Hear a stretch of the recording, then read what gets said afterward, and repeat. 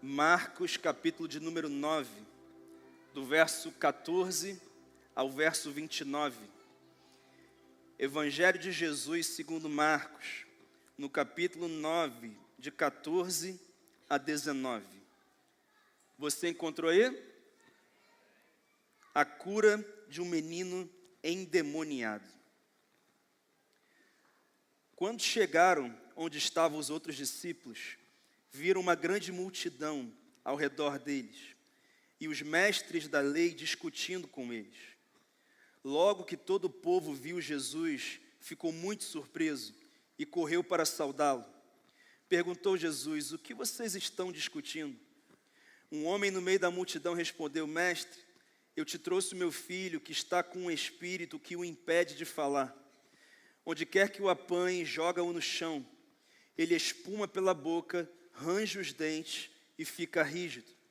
Pedi aos teus discípulos que expulsassem o espírito, mas eles não conseguiram. Respondeu Jesus: ó geração incrédula, até quando estarei com vocês? Até quando terei que suportá-los? Tragam-me o menino. Então eles o trouxeram. Quando o espírito viu Jesus, imediatamente causou uma convulsão no menino. Este caiu no chão e começou a rolar, espumando pela boca. Jesus perguntou ao pai do menino: há quanto tempo ele está assim? Desde a infância, respondeu ele. Muitas vezes esse espírito tem lançado no fogo e na água para matá-lo. Mas se podes fazer alguma coisa, tem compaixão de nós e ajuda-nos. Se podes, disse Jesus, tudo é possível àquele que crê. Imediatamente o pai do menino exclamou: creio, ajuda-me a vencer a minha incredulidade. Quando Jesus viu que uma multidão estava se ajuntando, repreendeu o espírito imundo, dizendo: espírito mudo e surdo, eu ordeno que o deixe e nunca mais entre nele. O espírito gritou, agitou violentamente e saiu. O menino ficou como morto, ao ponto de muitos dizerem: ele morreu. Mas Jesus tomou pela mão e o levantou, e ele ficou em pé. Depois de Jesus ter entrado em casa, seus discípulos lhe perguntaram em particular: por que não conseguimos expulsá-lo? Ele respondeu: essa espécie só sai pela oração e pelo jejum. Senhor, que toda batalha, resistência espiritual que temos travado nesse momento, seja vencida pelo poder que há no nome de Jesus. Aumenta a fé dessa igreja. Que a incredulidade não seja uma marca de nenhuma pessoa aqui presente nessa manhã. E que dessa forma, Pai, nós vejamos o destravar de coisas que estão travadas em áreas da nossa vida, glorificando o Teu nome e tornando as Tuas promessas uma realidade estabelecida na nossa história. Eu oro por isso no nome de Jesus. Amém. Deixa eu te fazer uma pergunta. Você já percebeu como há problemas que simplesmente não se resolvem, por mais que a gente tente? Nós estamos tentando resolver esses problemas há meses, alguns talvez há anos, e nada muda. Problemas recorrentes no casamento, problemas recorrentes na saúde dos filhos, ou em alguma questão na nossa casa, problemas recorrentes na saúde emocional, problemas recorrentes na vida financeira, questões travadas na justiça, negociações que não se desenrolam e permanecem travadas, vícios que aprisionam jovens e até mesmo adultos, e a luta continua e parece que nunca vai terminar. Desafios que se levantaram na sua empresa, na sua carreira, situações pesadas, injustas, ameaças que têm feito parte da tua vida, por algum tempo e você não consegue responder devidamente a essas ameaças. Nos esforçamos, mas não vemos mudança. Desafios que enfrentamos no nosso país, que é uma nação que, quando surge a esperança, logo se levanta algo sombrio, que vai minando a nossa esperança e acabando com a nossa nação. É a venda de sentenças judiciais, é uma corrupção avassaladora, é a perseguição a pessoas de caráter, de bom coração, e a liberdade e impunidade a pessoas que não têm compromisso nenhum com a nação. Coisas que continuam acontecendo. Eu me refiro a situações que, por mais que nos esforcemos muito, não mudam, não são resolvidas. E a grande pergunta que eu faço é: será que tudo isso é humano, político, econômico, científico? Será que isso tudo é apenas economia, psicologia? Ou será que existe algo mais profundo, algo espiritual, conduzindo, travando, resistindo, sabotando? Meus amados irmãos, se você enfrenta algo semelhante ao que eu estou dizendo, talvez você esteja travando uma batalha espiritual. E a Bíblia é muito clara em nos dizer que a nossa luta não é contra carne e sangue, não é contra pessoas, não é contra a matéria. Muitas batalhas que nós enfrentamos no campo humano têm a sua origem no mundo espiritual. Ah, pastor, mas eu nem acredito em diabo, pastor. Eu nem acredito em mundo espiritual, pastor. Ok, você não acredita, mas eu quero te dizer uma coisa: por mais que você não acredite no diabo, ele acredita em você. E ele trabalha o tempo inteiro para destruir a tua vida, para secularizar a tua fé, para te afastar do projeto perfeito que Deus tem para você. A Bíblia diz em 1 Pedro 5,8 que o diabo, o nosso adversário, anda ao nosso derredor, bramando, rugindo como um leão, procurando a quem possa tragar uma oportunidade. Há um pensador cristão do século passado chamado Francis Schaeffer, que diz que a nossa vida é como uma casa de 2 andares. No primeiro andar estão a ciência, a economia, a saúde, os relacionamentos, a família, o dinheiro e tantas outras vertentes terrenas. No segundo andar está o mundo espiritual, orquestrando tudo o que acontece no primeiro andar. E qual é o trabalho de Satanás? É te convencer que você vive numa casa de apenas um andar, em que tudo é terreno, em que tudo é natural, em que tudo é matéria, e que você não precisa se preocupar com o mundo espiritual. Mas essa palavra é sobre Deus te dizendo: entra no elevador e sobe para o segundo andar, porque o que manda no mundo físico é o mundo espiritual. E você precisa ter discernimento sobre esse assunto. Nós não podemos viver como se esses andares fossem separados. O que acontece no andar de baixo é reflexo do que está acontecendo no andar de cima. E quando nós ignoramos isso, nós nos tornamos presas fáceis do inimigo.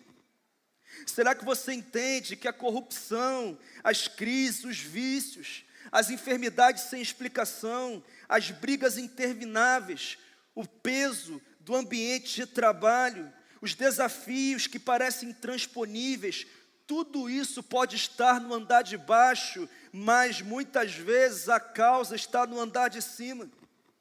E se nós não acessarmos o mundo espiritual através da fé, do jejum, da oração, do temor, nós nunca veremos mudança no andar de baixo.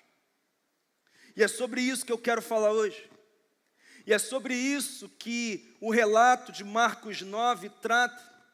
Um relato importante sobre o mundo espiritual e como as batalhas podem ser vencidas através da fé, da oração, do jejum.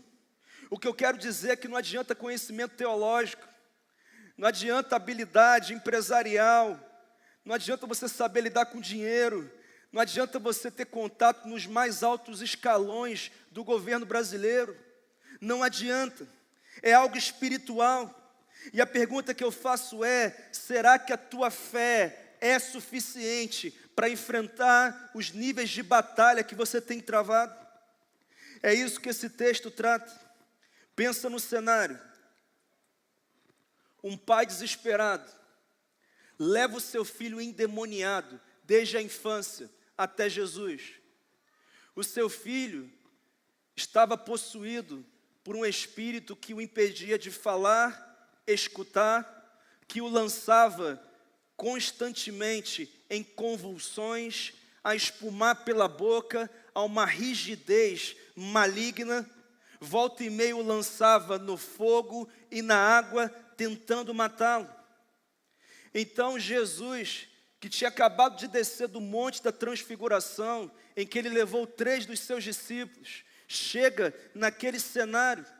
Os religiosos estavam discutindo, os discípulos tinham tentado libertar o menino, mas não tinham conseguido, então estavam frustrados por terem falhado naquela situação.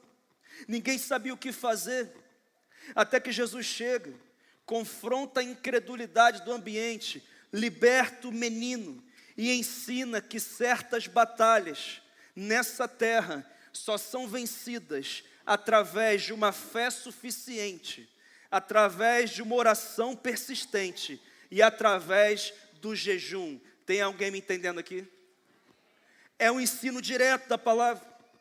E hoje nós vamos aprender sobre como discernir e enfrentar batalhas espirituais que estão travando a nossa família, a nossa saúde, os nossos negócios, o nosso ministério, as nossas emoções, até mesmo a nossa vida financeira. E nós vamos sair daqui, irmãos, dizendo para Satanás: acabou a graça, você perdeu, chega de viver aquém da vida abundante que o Senhor tem para você e para sua casa. Hoje começa um novo cenário na tua história, em nome de Jesus, amém.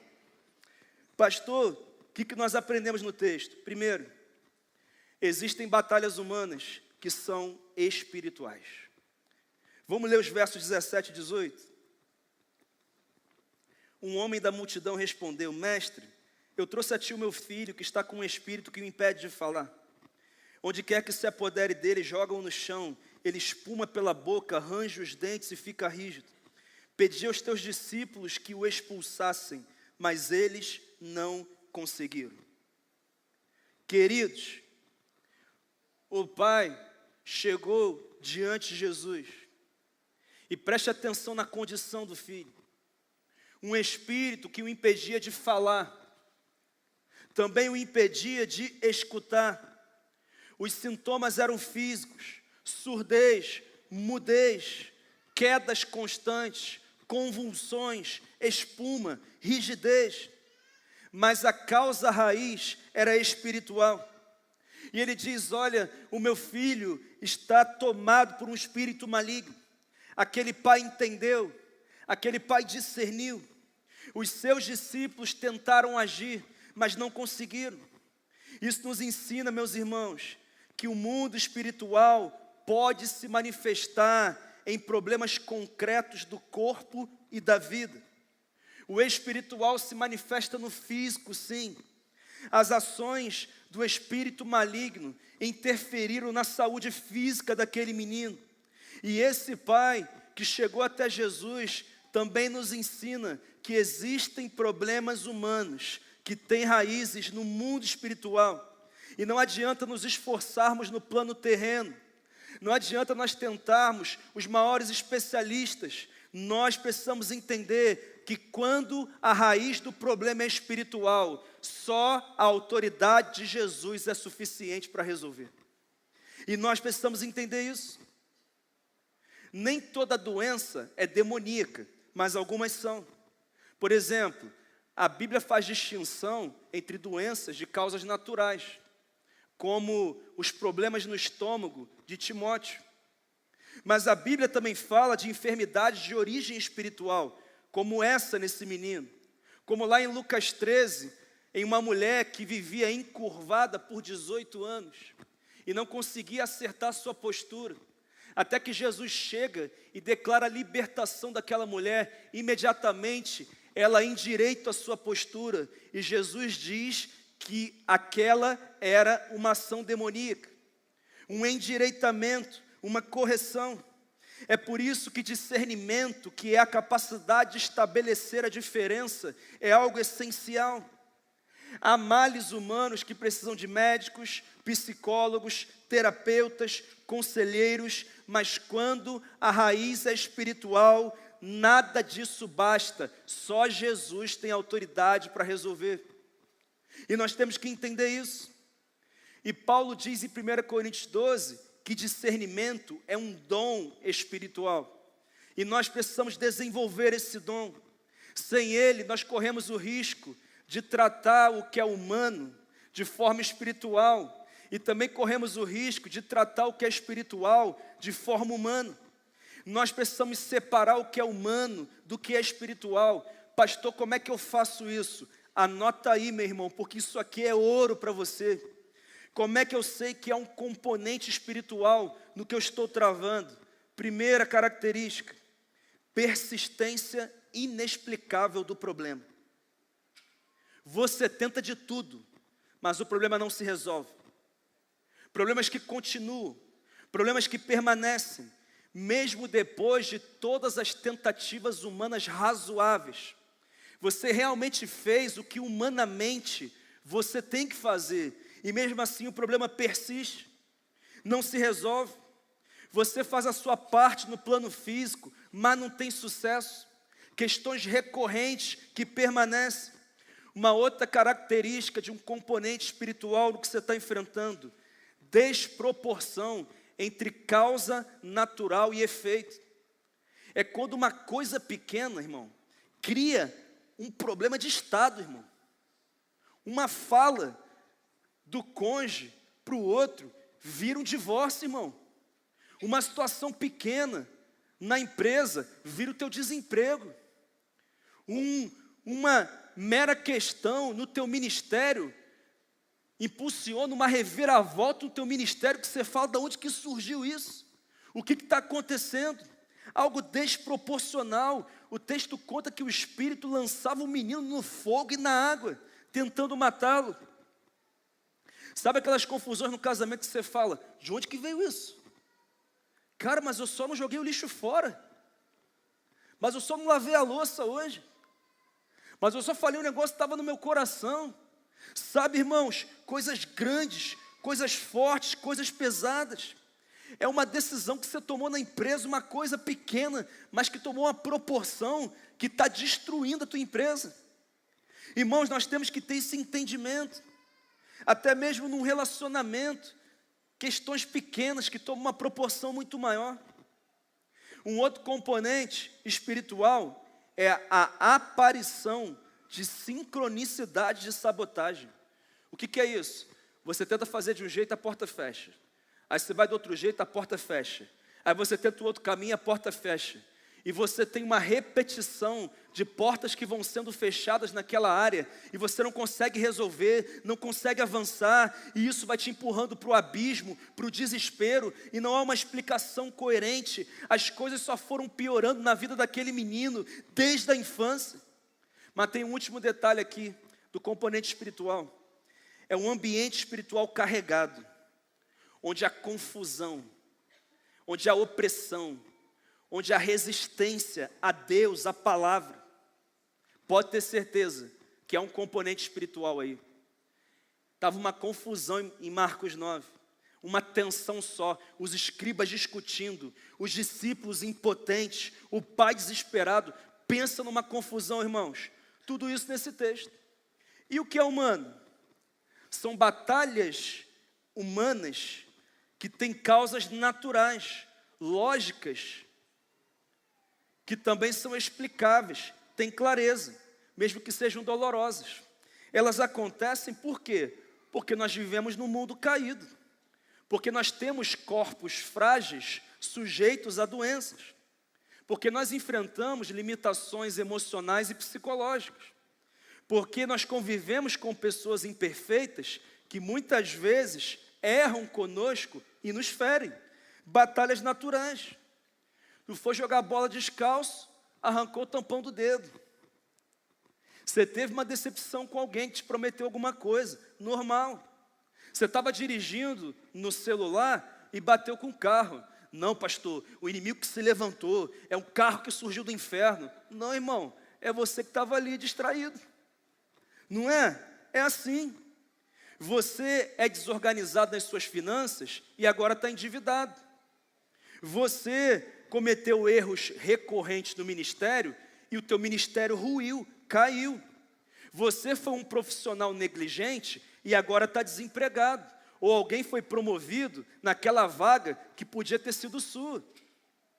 Você não cuidou da saúde e agora você está doente. Você não tira férias, não descansa, não compartilha seus desafios com outras pessoas e agora você está estressado, ansioso, sem dormir, enfrentando depressão, você está desesperado. O que é importante aqui? Discernimento. Se chamarmos de natural o que é espiritual, não venceremos. Se chamarmos de espiritual o que é humano, não venceremos. Nós precisamos de sabedoria do Espírito Santo para discernir o que é natural e o que é espiritual. Não romantize o que é natural e também não ignore o que é espiritual. Amém? Segundo, um outro ensino desse texto: a incredulidade neutraliza a autoridade espiritual. Olha o que dizem os versos 18 em diante. E vai ser normal você sentir sono, vontade de ir ao banheiro e beber água, porque nós estamos em batalha espiritual aqui, tá? O diabo não quer que você receba o que está sendo liberado aqui. Ele quer te distrair. Ele quer notificação no teu celular, ele quer que você fique inquieto. Ele não está feliz não, mas vai terminar menos feliz ainda, porque o Senhor é conosco e nós vamos vencer essa batalha. Segundo ensino: a incredulidade neutraliza a autoridade espiritual. Vamos lá, verso 18 e diante. Jesus respondeu: ó geração incrédula, até quando estarei com vocês? Até quando terei que suportá-los? Tragam-me o menino. Então eles o trouxeram. Quando o espírito viu Jesus, imediatamente causou uma convulsão no menino. Este caiu no chão e começou a rolar, espumando pela boca. Jesus perguntou ao pai do menino: há quanto tempo ele está assim? Desde a infância, respondeu.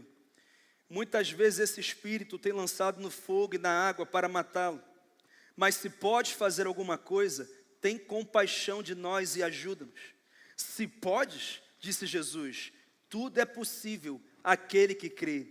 Imediatamente o pai do menino exclamou: eu creio, ajuda-me a vencer a minha incredulidade. Meus irmãos, olha a ordem das ações de Jesus. Jesus não começou combatendo o demônio primeiro. Ele começou confrontando a incredulidade do ambiente. O que Jesus estava dizendo era: eu tive que vir aqui para poder resolver isso. Vocês são meus discípulos, vocês são escribas, mestres da lei, conhecedores da palavra, e eu tenho que vir aqui para libertar esse menino? Ó geração incrédula, até quando eu terei que suportar vocês? Do que Jesus estava falando, irmãos? Ele estava falando que os religiosos, por falta de percepção, de autoridade e de discernimento, estavam perdendo tempo discutindo teologia. Os discípulos que já haviam recebido em Marcos 6 autoridade para expulsar demônios, estavam ali frustrados, impotentes, limitados. Por outro lado, havia um pai desesperado dizendo: eu não sei o que fazer. Se tu podes, faça alguma coisa. O texto não diz explicitamente, mas implicitamente, sabe quem estava ali também? Satanás, rindo da cara deles. Como Satanás está rindo de muitas coisas que estão acontecendo na vida de homens e mulheres de Deus, que já tem autoridade para declarar libertação, um romper, mas não tem usado essa autoridade. mas tem agido com medo, com covardia, não tem exercido uma fé como um grão de mostarda que já é suficiente para mover montanhas. Muitas vezes é isso que nós vivemos. Muitas vezes Satanás está rindo da bagunça em algumas áreas da nossa vida. Então Jesus dá uma primeira direção, ele diz: tudo é possível ao que crê. No meio do desespero, no meio da discussão teológica, no meio da impotência, ele diz: vocês só não estão vivendo algo maior porque falta fé em vocês. Eu estou diante de uma geração incrédula e perversa. Até quando? Até quando? O que eu quero dizer, meus irmãos, é que o maior obstáculo aqui não é a força do espírito maligno, mas é a ausência de fé, ou pouca fé no coração dos homens. Qual é o princípio espiritual aqui? A incredulidade neutraliza a autoridade espiritual. Os discípulos já tinham recebido em Marcos 6 poder para expulsar demônios, mas a falta de fé os tornou impotentes. A incredulidade não anula a autoridade de Cristo, mas paralisa aqueles que foram chamados a exercê-la. Tem gente presa a batalhas espirituais por causa da incredulidade. Pastor, o que a incredulidade faz? Ela neutraliza a autoridade de Jesus na tua vida. Você tem a promessa, mas você não acessa o poder. Você tem autoridade, mas você não a exerce. Você está bloqueado, travado. Lá em Mateus 13, quando Jesus estava em Nazaré, lendo as escrituras sagradas, as pessoas não acreditavam que ele era o Filho de Deus, o Deus encarnado. E o texto conta que ele não pôde realizar muitos milagres em Nazaré por causa da incredulidade. Se você for até a carta de Tiago, você vai ler uma instrução muito clara. Ele diz: olha, se você tem falta de sabedoria, peça a Deus, que a todos dá livremente. Se você tem algo a pedir a Deus, peça, mas ore com fé, porque aquele que duvida é como as ondas que são agitadas pelo vento. Não pense tal pessoa que receberá alguma coisa do Senhor. O que ele está confrontando é a oração sem fé. É quando eu oro sem expectativa de resposta. É quando eu oro sem acreditar que Deus realmente vai ouvir a minha oração e vai interferir naquela situação da minha vida. É quando eu prego sobre libertação e eu não acredito que a libertação vai acontecer no ambiente. É quando eu declaro a salvação de alguém que eu amo e eu não acredito que enquanto eu oro, cadeias do mal vão sendo quebradas e o Espírito Santo vai tomando o governo da situação. É quando eu vou vivendo aquém daquilo que Deus me chamou para viver. É quando eu vou aceitando realidades menores que nada tem a ver com a vida abundante que Jesus prometeu para mim. Eu estou aceitando destruição, limitação, impotência, enquanto Jesus diz que Ele veio não apenas para nos dar vida, mas vida em abundância. Se não há abundância em alguma área da sua vida, há uma disfunção na tua vida. E hoje o Senhor quer dizer: ei, vamos virar essa chave, vamos mudar essa estação. Ore com fé, exerça a tua autoridade e mude a realidade que está acontecendo na tua vida hoje. Fé. Você tem fé? A incredulidade nos paralisa. O pai diz que os discípulos não conseguiram libertar o menino. E aqui está a constatação da incredulidade, presta atenção nisso. Eles até começaram a orar pela libertação, mas eles pararam de orar. E aqui estão as duas marcas da incredulidade. Anota aí. A primeira marca é a tentativa sem fé. Os discípulos tentaram expulsar aquele espírito maligno, mas não conseguiram. Eles tinham a fórmula. Eles já tinham visto isso acontecer através da vida deles, mas não funcionou. Mas agora eles estavam repetindo o mesmo procedimento de Marcos 6, sem convicção real, de que eles tinham autoridade para aquilo. Então eles pararam. E essa é a marca da incredulidade: agir mecanicamente, sem confiança viva no poder de Deus. É como orar para cumprir protocolos e não ter expectativa de resposta. É sobre isso. É orar pelo teu filho, pelo teu marido, pela tua esposa. É orar pela tua empresa, é orar pelo teu ministério e você não acreditar que as situações vão ser alteradas, porque a tua oração está tocando o céu e está manifestando o poder de Deus na terra. Muitas pessoas vivem assim, sem expectativa por mudança. Então eu chego na segunda marca da incredulidade, que é a desistência pela demora. É a desistência pela demora. O texto sugere que eles pararam, porque não conseguiram rápido. Não deu certo, então não dá. Eu orei até agora e não aconteceu, então eu desisto.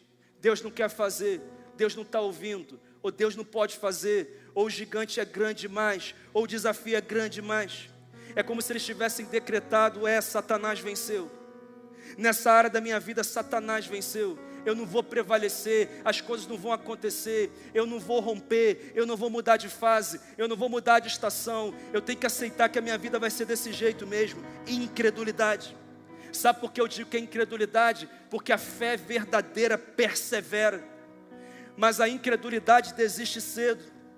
Elias orou 7 vezes até que ele viu uma pequena nuvem do tamanho de um homem, que era um sinal do Senhor dizendo: eu ouvi a tua oração e eu estou mandando essa nuvem como um sinal. Eu vou mandar a chuva, porque você perseverou até aqui, porque você não parou. Eu lembro também de Daniel, que por 21 dias orou, 21 dias orando e nada acontecendo. Então, em Daniel 10, você ouve o Senhor se revelando a Daniel, dizendo: Daniel, desde o primeiro dia eu ouvi a tua oração, e eu enviei alguém para levar a tua resposta, mas no meio do caminho, ele se deparou com o príncipe da Pérsia, um principado, uma potestade que resistiu. Então, eu tive que enviar o príncipe supremo Miguel, ele assumiu a batalha, e agora eu estou te entregando a tua resposta, porque você não parou de orar, porque você insistiu em orar, e você continuou. Eu estou liberando a resposta sobre a sua vida. Se Daniel tivesse parado de orar, porque estava demorando demais, ele não teria recebido resposta. Eu lembro também, meus irmãos, da parábola da viúva insistente, que Jesus contou, para que nós orássemos sempre e nunca desistíssemos. Ele fala de uma viúva que chegava até um juiz iníquo e pedia que ele decidisse em favor dela, mas ele todo dia dizia não, e essa viúva todo dia dizia: decida em meu favor, me favoreça, até que um dia esse juiz iníquo, que não tinha compromisso com Deus, com as pessoas, ele disse: essa mulher não para de me importunar, então eu vou dar logo o que ela quer, eu vou dar logo o que ela quer. Então ele decide em favor dela, e Jesus diz: se um juiz iníquo é capaz de favorecer uma viúva insistente, quanto mais eu, que sou um pai que amo os seus filhos, e não darei a vocês aquilo que vocês precisam. Sabe, irmãos, nós temos um juiz iníquo no Brasil, então nós vamos orar, nós vamos jejuar, nós vamos perseverar, nós vamos insistir, porque o Brasil não vai perder para o inferno não. O Brasil vai ser um farol de avivamento. Ele vai tirar do poder quem não merece estar no poder, e vai levantar homens e mulheres de Deus que têm compromisso com Ele e que têm compromisso com a nação. E aqueles que não quiserem se render, nós oramos para que se convertam, para que conheçam Jesus. Nós os amamos sim. É difícil de amar certas pessoas, mas nós amamos sim. Oramos pela salvação, oramos pela conversão, mas se tiver resistência, vai ter que sair, porque o Brasil é do Senhor Jesus, e nós declaramos isso para a honra e para a glória do nome dEle. Para a honra e para a glória do nome dEle. É a declaração da igreja. É a declaração da igreja. Mas a incredulidade diz: se não aconteceu rápido, no tempo que eu quero, então não vai acontecer. Já a fé diz: se Deus pode fazer, então eu vou orar até que Ele faça. Até que Ele faça. Quem é você? Um incrédulo ou alguém que persiste na fé? Quantas vezes, irmãos, nós somos como os discípulos modernos que oramos, mas não cremos na resposta de Deus. Você ora, mas já tem um plano B para se Deus não fizer. Você termina de orar e você já sai para tentar resolver o problema com a tua mão. Você está dizendo para Deus: eu não confio no Senhor, eu não confio no teu poder. Quantos pais que oram pelos filhos sem expectativa de mudança? Quantos cristãos que falam e pregam sobre o poder de Deus, mas não acreditam numa transformação radical, genuína e verdadeira? Quanta gente que ora pelo casamento, mas já vai procurar advogado para estar preparado se Deus não ouvir a oração. Irmãos, isso não é fé, isso não é fé. Isso é incredulidade mascarada de realismo. É como se nós tivéssemos uma convicção de que Deus não irá intervir, de que Deus não irá se manifestar. Nós não podemos viver desse jeito, não podemos viver. Nós precisamos continuar, não desista. Ore pelos seus filhos, ore pelos milagres, ore pela saúde, ore pelo teu ministério, ore pela conversão daqueles que você ama, ore pela salvação dessa nação. Não desista do Brasil. Nós precisamos revelar fé e não incredulidade. É sobre isso. Nós precisamos quebrar essa cultura em que nós acreditamos que sabemos o modo e o tempo do Senhor fazer as coisas. Eu sempre lembro de Jairo, em Marcos 5, ele chega até Jesus e diz: a minha filhinha está gravemente doente, ela vai morrer, por favor vá até ela, impõe as suas mãos sobre ela, e ore e ela será curada. Jairo começou bem, ele foi até Jesus, mas ele depois disso quis determinar como que Jesus ia fazer. Jesus tinha que ir naquela hora, ele tinha que impor as mãos sobre ela, então ele iria orar e ela seria curada. Mas no meio do caminho Jesus até foi, mas ele foi abordado por uma mulher que sofria de um fluxo de sangue há 12 anos, e ele para curar aquela mulher. E quando isso acontece, os amigos de Jairo dizem: olha só, não incomoda mais o mestre não, a tua filha morreu, deixa para lá, já era, teu casamento acabou mesmo, já era, teu marido não vai se converter mesmo não, já era, o teu ministério não vai romper não, já era, você não vai ser curado disso não, já era, vai ter que fechar a empresa mesmo, vai ter que desistir desse sonho mesmo, já era. Um ambiente de incredulidade querendo levar Jairo à desistência, mas ele olha para Jesus e Jesus diz: não temas, tão somente creia. Ele então obedece Jesus, que chega na casa dele, manda sair os incrédulos, olha para aquela menina e pronuncia 2 palavras: Talita cumi, e a menina ressuscita na hora. Sabe por quê, irmãos? Porque o nosso Deus tem poder para mudar qualquer cenário. Quando você crê, quando ele encontra fé, quando ele encontra uma expectativa real na sua intervenção, ele se manifesta. Por isso a minha oração é que a tua fé seja aumentada, que a tua fé seja aumentada. Receba agora um batismo de uma fé aumentada, que toda incredulidade vá embora em nome de Jesus, e que um espírito de fé tome a sua vida no nome de Jesus, no nome de Jesus. No final da parábola da viúva insistente, Jesus pergunta: mas quando o Filho do Homem vier, encontrará fé na terra? Encontrará fé na sua vida?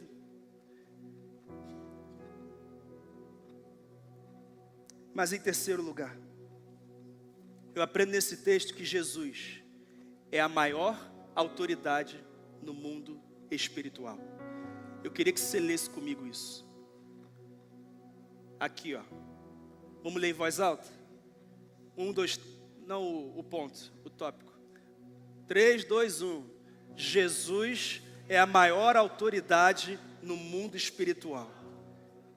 Eu acho que você leu assim, com a fé daqueles discípulos miseráveis lá. Você vai ler assim, irmão, Satanás tem que ouvir você lendo isso aqui. Tá bom? Vamos lá? 1, 2, 3 e... Jesus é a maior autoridade no mundo espiritual. Aleluia! A maior autoridade. Nos versos 25 e diante, nós lemos assim: vendo Jesus que a multidão se ajuntava, repreendeu o espírito imundo, dizendo-lhe: espírito mudo e surdo, eu ordeno a você, saia deste menino e nunca mais entre nele. O espírito gritou, agitou violentamente e saiu. O menino ficou como morto, ao ponto de muitos dizerem: morreu. Mas Jesus, tomando pela mão, o levantou, e ele ficou em pé. Meus irmãos, o que aconteceu? A multidão começou a se ajuntar no meio da confusão, porque as pessoas gostam de confusão, né, irmão? O povo adora confusão, adora estar no meio, quero saber o que está acontecendo. É assim. E o diabo também adora aparecer, ele adora uma exposição. Sabe esses lugares aí em que fica: e aí, quem está aí? Em nome de quem? Desde quando? Ele adora esse ibope que dão para ele. Como que ele gosta disso? ele adora isso. Mas Jesus não discute com demônios. Ele ordena, irmãos. Enquanto os escribas discutiam religião e os discípulos tentavam fórmulas para resolver o problema, Jesus liberou uma ordem simples e absoluta. Sabe o que ele disse? Eu ordeno, saia e nunca mais volte. O texto conta que o espírito maligno agitou violentamente o menino, o lançou no chão. Isso mostra que muitas vezes a batalha parece piorar quando Jesus entra em cena, irmão. Muitas vezes parece que piorou. É o último suspiro de resistência. É uma tentativa de intimidar e causar medo. Mas no fim ele teve que obedecer, porque Jesus é a maior autoridade no mundo espiritual. E ele nunca perdeu uma batalha contra as trevas, irmãos. Pastor, o que isso tem a ver com a minha vida? Às vezes, quando alguém começa a intensificar sua busca a Deus, é natural que os conflitos pareçam piorar, que as situações pareçam se tornarem mais difíceis, mais complexas, as tentações se intensificam, pressões se multiplicam, portas se fecham, os gigantes parecem crescer ainda mais. Mas eu quero dizer que se isso está acontecendo, ou acontecer sobre a tua vida, isso não é derrota, mas é o último grito de resistência do inimigo, porque ele sabe que vai perder, irmão. Ele está desesperado, porque ele sabe que vai perder. Então para de se assustar com a intensidade das circunstâncias. Não permita que ele te intimide, e que então você ceda e negocie a tua obediência. Pastor, mas como? Entenda uma coisa, irmãos. O diabo até pode ter algum poder, mas Jesus tem todo o poder. O diabo pode até governar e influenciar algumas mazelas da sociedade, mas o Senhor Jesus governa sobre céus e terra. O diabo pode ter até alguma influência, mas sabe o que a Bíblia diz? Que quando Jesus ressuscitou e ascendeu aos céus, ele se assentou à direita de Deus, acima de todo poder, domínio, governo e autoridade, e todo nome que se possa mencionar no céu, na terra e debaixo da terra. Ele é o todo-poderoso Deus, Ele é o dono da história, Ele é aquele que orquestra os acontecimentos, Ele é aquele que determina como o cenário vai terminar. E a questão não é apenas você saber isso, é você crer nisso. E o texto conta que o menino foi liberto e ficou parado, imóvel, e as pessoas disseram, ele morreu. Mas Jesus o tomou pela mão, o levantou e o fez ficar de pé. E isso é o Evangelho. Jesus nos dá vitória sobre as batalhas espirituais, nos levanta, porque batalha cansa, né? Às vezes a gente acaba assim cansado, parece morto. Ele estende a mão e levanta, ei, fica de pé, porque agora o caminho está aberto para você viver tudo que eu tenho para você. Então, querido, se você chegou cansado aqui, eu te digo que o Senhor está contigo nessa batalha. Se Deus é por nós, quem será contra nós? Aquele que é de Deus, o maligno não toca. Nós temos autoridade para pisar sobre serpentes, escorpiões. E mesmo que você esteja cansado, hoje Jesus te estende a mão, te coloca de pé, coloca a tua casa de pé, coloca o teu ministério de pé, coloca as tuas emoções de pé e diz, ei, levanta, acorda, eu tenho um novo cenário para você viver. Quem recebe essa palavra aqui em nome de Jesus? É isso que Jesus faz. Onde Jesus entra, o mal tem que sair. Isso significa que a nossa segurança não está em rituais, irmãos, mas em andar cheios da presença de Deus. Um lar onde Cristo é exaltado será um lar cheio da presença de Deus. Uma empresa onde Cristo é exaltado será uma empresa cheia da presença de Deus. Você tem que declarar que na tua casa só tem espaço para a presença de Deus, irmão. Ah, pastor, porque toda noite, toda madrugada, meu filho tem terror noturno, e ele acorda, é o desespero. Ei, você está aceitando isso por quê? Chega na tua casa hoje à noite, coloca a mão na cabeça dos teus filhos e diz, a partir de hoje, Eu repreendo o terror noturno aqui. Eu declaro bênçãos na madrugada. Eu declaro paz na sua mente, paz no seu coração. Você não vai ter pesadelo não, filhinho. Você vai ter sonhos com o Senhor, visões proféticas para a tua vida. E você vai acordar feliz, porque Deus tem coisa grande para você. Irmão, você tem que entrar na tua casa hoje. Você abre a porta e você fala assim: Satanás, se tem espaço para você aqui, pode sair agora. Bata em retirada da minha casa agora e fecha a porta dizendo: Deus, coloca os teus anjos aqui, seus anjos de guerra aqui, guarda essa casa, a minha casa será um lugar de avivamento. Você tem que decidir isso por uma vez por todas. Faz isso na tua empresa também, irmão. Faz isso na tua empresa também. Faz isso. Mas em último lugar, eu preciso falar disso aqui, né? Deixa eu te falar uma coisa. Outro dia eu recebi uma ligação. Uma pessoa que já foi membro da igreja, mas mora em outro estado, falou assim: pastor, eu tive uma visão sobre a igreja. E você sabe que eu não sou assim, empolgado com essas coisas não. Eu só falo o que eu tenho certeza que foi Deus falando. E eu vi que tem satanistas dentro da igreja. E eu fiquei muito preocupado, não consegui dormir. Eu precisei te ligar, pastor. E eu queria saber o que você vai fazer. A primeira coisa que eu falei para ele é: eu vou orar, como eu faço todo dia. Eu vou continuar pregando Cristo, como eu faço todos os domingos. Eu vou continuar temendo o Senhor, muito mais do que eu temo qualquer ameaça do mal. Eu vou continuar obedecendo a Deus com todo o meu coração. Eu vou continuar com o meu pé pisando no acelerador, porque ameaças do inferno jamais vão parar a igreja. A igreja continua. Não adianta inveja, não adianta feitiçaria, não adianta macumba, porque aquele que é de Deus o maligno não toca. Essa igreja é blindada pelo Senhor. A minha vida, a tua vida, nós somos blindados pelo Senhor. E nós temos que continuar em frente. Pastor, estou sendo ameaçado. Ele está tentando te intimidar porque ele sabe que vai perder. Você tem que continuar. Continuar. Acelere em nome de Jesus. Mas em último lugar, enfrentamentos espirituais maiores requerem preparo maior. Olha o que diz os versos 28 e 29. Depois de Jesus ter entrado em casa, os seus discípulos lhe perguntaram em particular: por que não conseguimos expulsá-lo? Ele respondeu: essa espécie não sai senão pela oração e pelo jejum. Os discípulos ficaram muito constrangidos. E a gente fica constrangido mesmo quando a gente sabe que não teve êxito em algo que sabíamos que deveríamos ter tido. Então eles perguntam de forma privada para Jesus: por que nós não conseguimos expulsar esse espírito maligno? E Jesus responde: certas castas, essa espécie só sai através do jejum e da oração. Não era qualquer batalha. Desde a infância, aquele menino vivia aprisionado por um espírito maligno.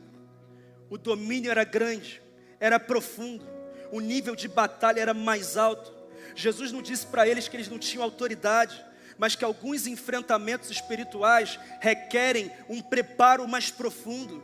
Há níveis de batalhas espirituais. Existem lutas comuns que oração e fé básicas resolvem, mas existem outros enfrentamentos que são maiores, que só serão vencidos através de uma fé do tamanho de um grão de mostarda, como ele diz no paralelo lá em Mateus, e também através da oração perseverante e do jejum disciplinado.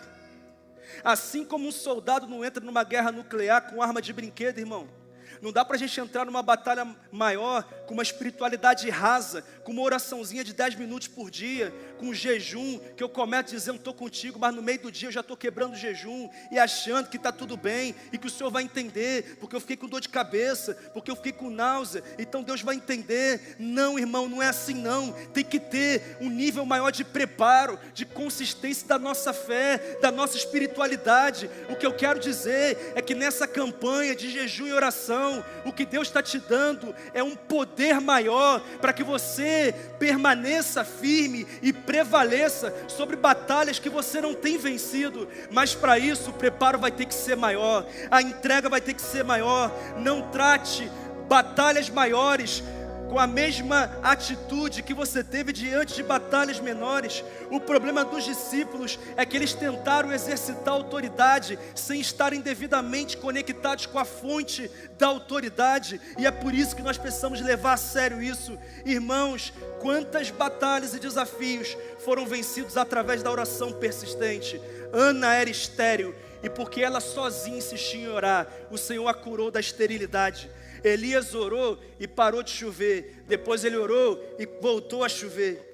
Pedro estava preso, a igreja orou e ele foi posto em liberdade de forma milagrosa. Querido, eu quero te dizer que se a tua vida de oração é superficial, as batalhas que você vencerá também serão superficiais. Não adianta você dizer: ah, pastor, eu vou fazer uma oraçãozinha aqui, 5 minutinhos por dia, um dia eu oro, outro dia não deu, correria. Irmão, oração michuruca não vence batalha grandiosa não, irmão. Deus está levantando uma igreja que ora de forma fervorosa, consistente, prolongada, profunda, intensa, que larga esses termos robustos e bonitos e teológicos, mas simplesmente dizem: Deus, eu estou aqui na Tua presença, e eu quero a Tua presença, e eu preciso do Senhor na minha vida. Mata a minha carne e desenvolva o Teu Espírito em mim, porque eu quero vencer, eu quero avançar, eu quero conquistar. Eu não abro mão de ver a plenitude do que o Senhor tem para mim. Pastor, e o jejum? Quando a gente jejua, a gente manipula Deus a fazer o que a gente quer? Não. É Deus que, através da nossa renúncia do alimento físico e compromisso com o alimento espiritual, diz assim: agora você está posicionado para eu fazer o que eu quero na sua vida. Saiu o que tinha que sair, o lixo acumulado foi jogado fora, e agora só sobrou a minha presença. E como tem a minha presença, então eu declaro que agora eu posso dizer que os céus vão se abrir, que as portas vão se abrir, que as promessas vão se cumprir. Eu declaro que nós veremos os céus se abrindo sobre a nossa vida, portas se abrindo, correntes sendo quebradas, e o nome do Senhor sendo glorificado. Quem aqui recebe essa palavra aí? Aleluia! Glória a Deus! Glória a Deus! Mas deixa eu falar uma coisa: antes de vencer suas batalhas espirituais, você tem que decidir perder a tua batalha com Deus.